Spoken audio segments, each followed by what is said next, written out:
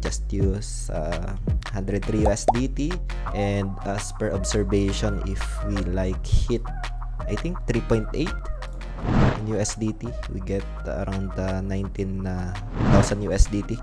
This is more or less 1M. I guess today I made another trade dito sa isa sa mga, I would say, sister company. I think venture ni Sam Altman in crypto, which is Sam Altman, one of the CEO ng OpenAI, no? So ito is si WLD, dahil meron tayong mga nakikitang magandang news catalyst regarding this project. Discuss lang natin itong pinaka-trade natin dito, why I contested this kind of trade, and in my own opinion, if ever man i-swing trade ko ito, I'll keep you posted na lang sa ating YouTube channel. If I got stopped out, I'll share na lang yung pinaka-update dito. As per observation, if we like hit I think 3.8 in USDT, we get around 19,000 USDT. This is more or less 1M in PHP. This is very optimistic target, guys, but then again, I have adjusted SL na dito.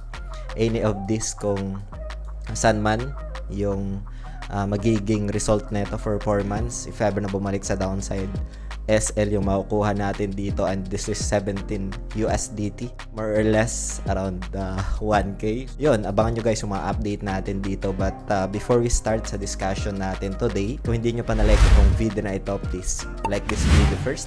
Subscribe nyo yung YouTube channel natin, turn on the bell icon para ma-notify kayo dito sa mga updates natin na ginagawa sa ating YouTube channel, guys. So dito nga, this is only a scenario, and again, this is like a hypothesis trade lang, kasi ito meron tayong pinaka-target na sobrang optimistic, and if matagal na kayo dito sa ating YouTube channel, we have some trades before na we just turn like 100 USD to almost 1M dyan sa trade natin yan kay Link. After na magkaroon ng double bottom, we contested yung Link, no? So meron tayong video nyan sa ating YouTube channel, pero for now, I'm just very interesting dito kay WLD, guys. Now again, itong video natin today is just for ideas lang, for reference, and doesn't qualify as an investment or financial advice. Hope you get some insights dito, and I'm just sharing my experience dito, guys, sa crypto space na sobrang volatile market, risky, roller coaster, crazy market, guys, no? So yun, WLD, isa sa mga venture ni Sam Altman project dito sa crypto space. Isa sa mga leading AI project dito, AI sector in crypto space, guys, no? Recently, meron silang mga updates dito. SoftBank is isa sa mga kilalang bangko sa Japan, no? Funding its mega investment in OpenAI. Isa ito sa magandang catalyst, guys, no? If ever man sa venture ni Sam Altman, this is one of a good catalyst. And they mentioned dito sa their article, OpenAI raises 40 billion valued at 300 billion. No? Stargate backer SoftBank leads investment, but there are strings attached. As we observe naman dito, AI is one of like a future technology, guys, no? So we'll see. As mentioned, another updates dito, Yahoo Finance, OpenAI valuation hits 300 billion. SoftBank 6 AI investment loan. Ayan, OpenAI, ito yung pinaka-ticker nila sa I think stocks ata ito. Secured additional 40 billion in funding, bringing in its valuation to 300 billion. So, Catalyst host Madison Mills, etc. Crypto perspective tayo. Ito yung pinaka-price action nitong si WLD. And we can see double bottom din dito. That's why I contested nitong price action. We can see some double bottom, guys, no? Ito. And after that, hopefully magkaroon ng continuation para ma-reach natin yung pinaka-target natin. We just use 103 USDT.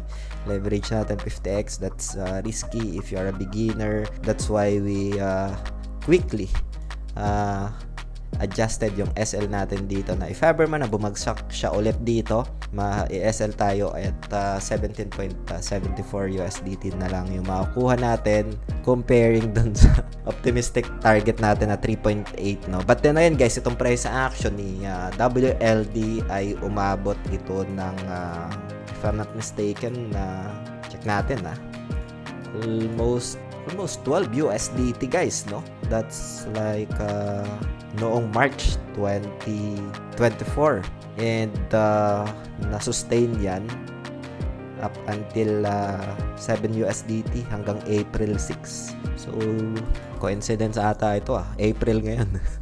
Pero well, see guys, no, protective stops adjusted naman dito sa ating trade, and isa din sa mga naging basis ko dito is that yung pag take over ng price action sa ating EMA and VWAP.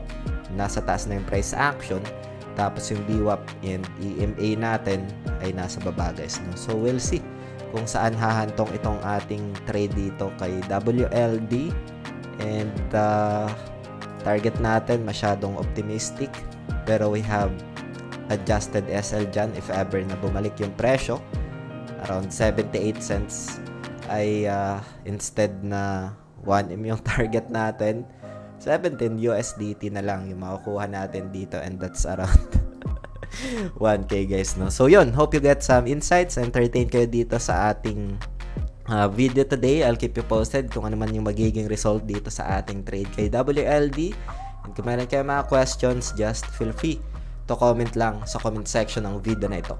Maraming salamat guys sa panunood, ingat tayong lahat, peace out, bye for now.